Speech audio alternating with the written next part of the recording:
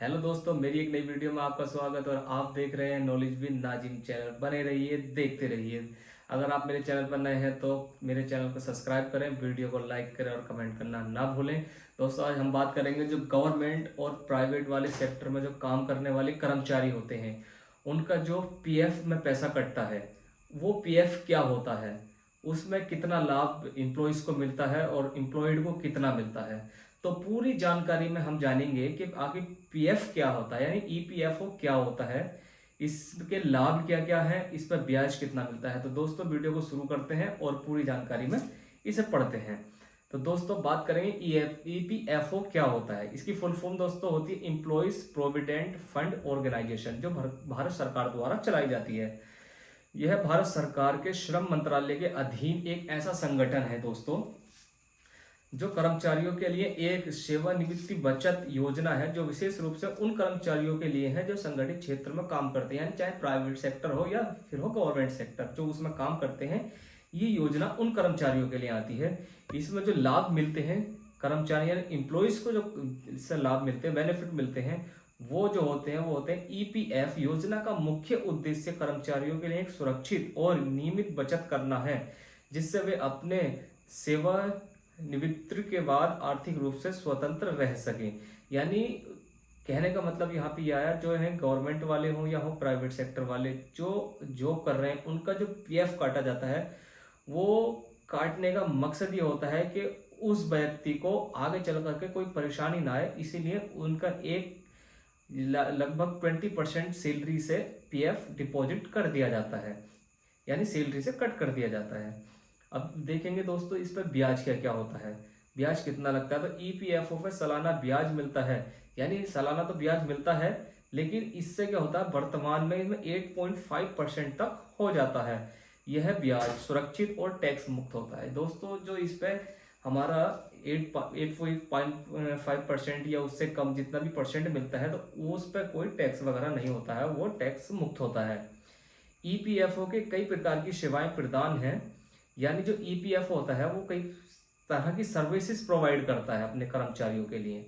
जैसे कि पीएफ का ऑनलाइन ट्रांसफर, यानी दोस्तों अगर आप किसी कंपनी में, अगर प्राइवेट सेक्टर में हैं और आप किसी कंपनी में काम कर रहे हैं और आपको वो कंपनी छोड़ करके दूसरी कंपनी में अगर आपको जाना है, तो उस केस में क्या होता है कि आपको अपना या तो पीएफ निकाल लेना चाहिए या फिर उसे फिर ट्रांसफर करना पड़ता है जो आपकी अगली कंपनी है। तो ईपीएफओ के पोर्टल पर जाकर के ये सुविधा भी उपलब्ध है कि अपने प्रीवियस जो कंपनी में काम कर रहे थे, उसका जो पीएफ बचा हुआ है, पड़ा है, उसको ट्रांसफर करके अपनी जो प्रेजेंट चल रही है आपकी कंपनी, उसमें ट्रांसफर किया जाता है। तो दोस्तों, पीएफ ऑनलाइन ट्रांसफर की भी सुविधा मिलती है, इसमें बैलेंस चेक करने की सुविधा मिलती है और इसमें एक पेंशन योजना मिलती है। अब इसमें दोस्तों कर्मचारियों को अपनी ईपीएफ खाते से कुछ परिस्थितियों में कर्ज लेने की सुविधा भी मिलती है। अब दोस्तों, ये कर्ज लेने का मतलब होता है, जैसे आप करंट कंपनी में काम कर रहे हैं और आपके पीएफ में इतना बैलेंस नहीं है, लेकिन आपको इमरजेंसी पड़ रही है, चाहे आप मेडिकल इमरजेंसी हो या फिर होम की जो ज़रूरत हो या फिर कुछ भी ऐसी चीज़ें खरीदने की ज़रूरत पड़ रही है, तो आपको वहाँ क्या होता है कि एडवांस पीएफ निकालने का भी ऑप्शन होता है, जिसमें सुविधा मिलती है, जैसे कि मेडिकल खर्च या घर खरीदने के लिए दिया जाता है। न्यायिक सुरक्षा होती है। ईपीएफ खाते की राशि कर्मचारियों के लिए एक कानूनी सुरक्षा के रूप में होती है और इसे आसानी से जब्त नहीं किया जा सकता। दोस्तों, ये जो पीएफ होता है, जो एम्प्लॉयज का काटा गया है पीएफ, ये सिर्फ एम्प्लॉयज का ही अधिकार होता है कि वो अपना हक उस पर रहे, बाकी उसे कोई जब्त नहीं कर सकता, चाह करके गवर्नमेंट भी नहीं ले सकती। अब योगदानकर्ता के बारे में जानते हैं। तो ईपीएफ में योगदान करने वाले मुख्य निम्नलिखित कुछ इस प्रकार हमने दिखाए गए हैं। कर्मचारी ईपीएफ के लिए एक सुनिश्चित प्रतिशत, आमतौर पर 12% उनके वेतन से काटा जाता है। यह कर्मचारी का व्यक्तिगत योगदान होता है। दोस्तों, क्या होता है, आप किसी कंपनी में अगर प्राइवेट सेक्टर में काम कर रहे हैं, तो किसी कंपनी में क्या होता है, आपका सैलरी का 12% काटा जाता है पीएफ, किसी में 20% काटा जाता है, किसी में 15% काटा जाता है। तो दोस्तों, ये जो काटा जाता है, ये सीधा आपका ईपीएफ पोर्टल पर सबमिट हो जाता है, यानी उसके अकाउंट में ट्रांसफर हो जाता है, यानी डिपॉजिट हो जाता है। नियोक्ता भी समान प्रतिशत 12% ईपीएफ खाते में योगदान करते हैं।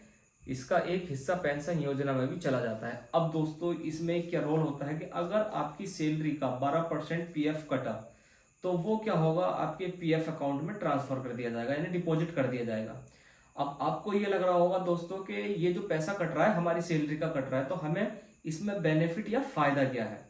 तो दोस्तों इसमें ऐसा नहीं है, इसमें सिस्टम ये है कि अगर आपकी सैलरी का 12% काट के आपके ईपीएफओ में यानी पीएफ अकाउंट में अगर डिपॉजिट कर रहे हैं, तो सरकार भी उस पर 12% एक्स्ट्रा यानी 12% का जो वो बनेगा आपका, माना कि अगर 1800 रुपये का आपका पीएफ कटा आपकी सैलरी से, तो वो तो डिपॉजिट हो गया पीएफ में, तो सरकार भी 1800 रुपये उसमें डिपॉजिट करेगी आपके अकाउंट में, यानी कि पीएफ अकाउंट में। तो दोस्तों इसमें क्या होता है कि आपका 24% टोटल जमा हो जाता है, यानी जो करंट कंपनी है वो पीएफ काट कर ट्रांसफर कर रही है पीएफ में, और उस पर ही गवर्नमेंट जो 12% उस पर दे रही है, तो आपको वहां 12% का बहुत बड़ा फायदा हो जाता है, और जो कि उसमें एक हिस्सा भी पेंशन में भी चला जाता है दोस्तों।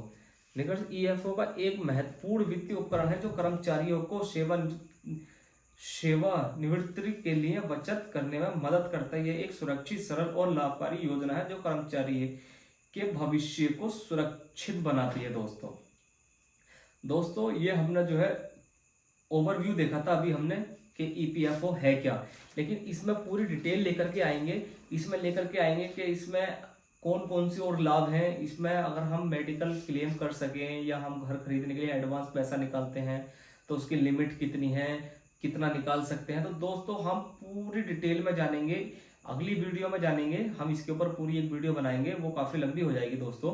तो उस वीडियो को पूरा देखने के लिए हमारे चैनल पर बने रहें, क्योंकि हम पीएफ से रिलेटेड पूरी वीडियो आपको बताने वाले हैं। तो दोस्तों अगर आपको वीडियो अच्छी लगी हो और पीएफ से रिलेटेड कुछ भी जानकारी मिली हो तो हमारे चैनल को सब्सक्राइब करें, वीडियो को लाइक करें और कमेंट करना ना भूलें। मिलते हैं नेक्स्ट वीडियो में दोस्तों।